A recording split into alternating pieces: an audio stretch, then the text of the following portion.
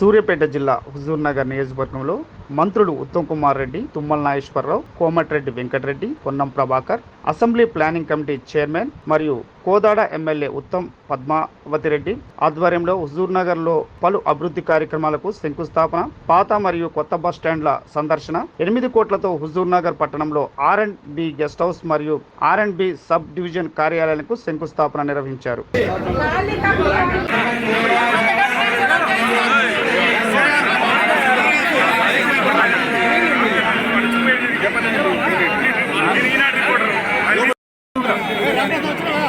వచ్చిన సార్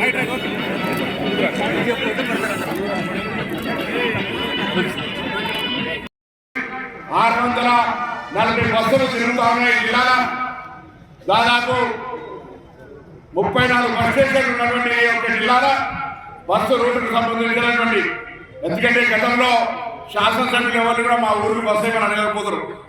రాష్ట్ర వ్యాప్తంగా ఇప్పుడు బస్సులు కావాలని డిమాండ్ పెరిగింది. కారణం గ్రామీణ ప్రాంతాల నుంచి ఎక్కడికైనా ఉచితంగా వెళ్ళేటువంటి మహిళలకు ప్రభుత్వం అధికారంలోకి వచ్చిన 48 గంటలు ఎక్కడంతో ఈరోజు 116 కోట్ల మంది మహిళలు 4,000 కోట్ల విలువైనటువంటి ప్రయాణాన్ని అధికారికంగా లబ్ధి పొంది మహిళల చొప్పున గ్రామాల బస్సులు కావాలని కోరుతా ఉన్నారు. రోజు 60 లక్షల మంది ప్యాసింజర్లను ట్రాన్స్పోర్ట్ చేస్తూ ఉన్నారు. అందులో 36 లక్షల మంది మహిళలే.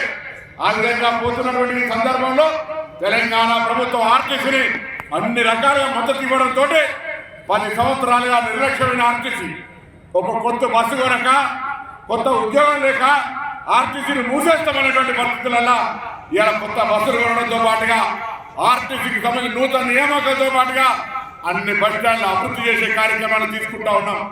ఇప్పుడే పాత బస్ స్టాండ్ చూసినాం. అది కొంత వివాదంలో ఉన్నప్పటికీ వివాదంతో సంబంధం లేకుండా ప్రయాణికులకు సౌకర్యాలు, అక్కడ నుండి బస్ స్టాండ్ యొక్క పరిస్థితి కింద కొంత క్షేత్ర స్థాయిలో అభివృద్ధి చేయాలనేటువంటి ఆదేశాలను ఈ సందర్భంగా ఇస్తాను. అక్కడ స్థానిక పరిస్థితులకు సంబంధమే కానీ వచ్చే ప్రయాణికులకు పెద్దలు చూపెట్టిన అక్కడ తీసుకెళ్లి అక్కడ నిలబడేటువంటి ఇష్యూ స్టాటస్ కో ఉంది. ఆ ఇష్యూ స్టాటస్ కోకి సంబంధం లేదు. మేము వచ్చే ప్రయాణికులకు కనీస సౌకర్యాలు కల్పించడానికి కూడా ఈ సందర్భంగా నిర్ణయం తీసుకున్నామన్నమాట. సందర్భంగా మనం ఉత్తమ్ కుమార్ రెడ్డి గారి రాష్ట్రంలో సీనియర్ మంత్రిగా, మాజీ పిసిసి అధ్యక్షుడిగా, మాజీ ఎంపీగా, గతంలో మంత్రిగా, హౌసింగ్ మినిస్టర్గా, ఇప్పుడు అన్నిటికంటే ఎక్కువ మా జిల్లా ఇన్ఛార్జి మంత్రి. సంబంధించి ప్రతి నిర్ణయంలో మీ నియోజకవర్గాలకు ఎట్లయితే అభివృద్ధి రకంగా ఆలోచన చేస్తా ఉన్నారో అతను వాస్తవంగా రైతు పండించే ఉత్పత్తి జిల్లాల్లో తెలంగాణ కాదు ఉమ్మడి ఆంధ్ర రాష్ట్రంలో కూడా నల్గొండ, కరీంనగర్ పోటీ పడతా ఉంటుండే. ఇవాళ కూడా అభివృద్ధిలో కానీ రైతాంగానికి సంబంధించిన ఇరిగేషన్ ఇష్యూలో కానీ మీ ప్రాంతము కృష్ణా తీరాన, మా ప్రాంతము గోదావరి తీరాన అన్ని రకాల రైతాంగానికి అండగా ఉంటూ దేశంలో 29 రాష్ట్రాల్లో లేని విధంగా 2 లక్షల రూపాయలు రుణమాఫీ చేయడంతో పాటుగా ఇలా గ్రామీణ ప్రాంతాల్లో 80-90% మందికి ఉపయోగపడే 200 యూనిట్ల ఉచిత విద్యుత్తో పాటుగా అనేక రకాల కార్యక్రమాలు జరుగుతూ ఉన్నాయి.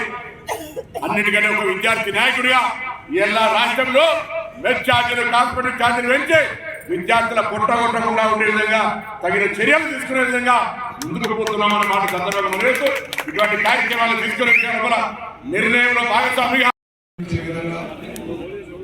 మెరుగైన బస్టాండ్ వచ్చే విధంగా, డిపోకి కొత్త బస్సులు కేటాయించే విధంగా వారిని ఆహ్వానించి వారి సందర్శన కార్యక్రమం ఈరోజు మీరు కట్టే సంపద కూడా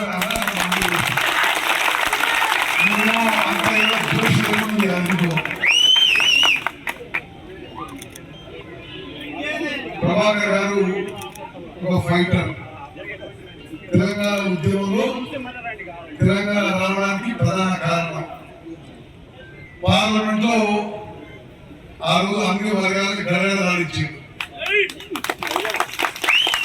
గతంలో మరి పార్లమెంట్ సభ్యులుగా, మార్కెట్ చైర్మన్ గా అనేక పదవులకి మరి ఆ పదవులకే విన్నదేశిన మంచి నాయకుడు.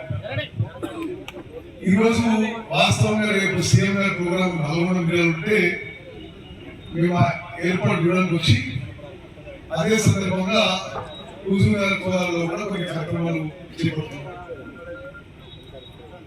నిస్సందేహంగా భారతదేశంలోనే కాంగ్రెస్ పార్టీకి కంచుకోట ఉన్నది మన అసెంబ్లీ కాన్స్టిట్యూన్సీ, మన పార్లమెంట్ కాన్స్టిట్యూన్సీ.